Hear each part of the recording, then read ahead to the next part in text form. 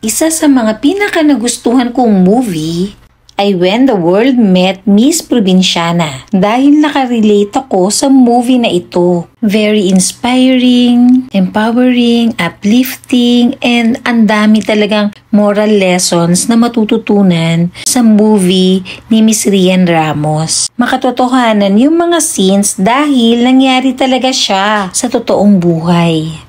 Must watch ang movie na ito dahil after mong manood ng movie, siguradong gagaan yung pakiramdam mo. Makakaramdam ka ng panibagong pag-asa. Based on my own experience after watching this movie, mas na-inspire ako to do better, to work for a good cause. At isa nga sa mga tumatak sa akin na sinabi ni Marge, you don't need to be great to start.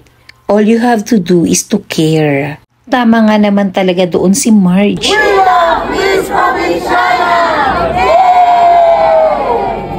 I-share ko din nga pala, yung mga venue ng mga scenes sa movie na ito ay napakaganda. Para sa akin, very iconic and very creative yung kawayan na pinto.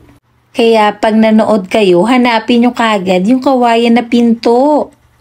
May mga scenes na nakakatawa at meron din namang scenes na mapapaluha ka. Kaya panoorin nyo ang Miss Provinciana. Sigurado akong magugustuhan nyo. I'm sure na tatatak din sa puso't isipan mo yung mga sinabi ni Marge.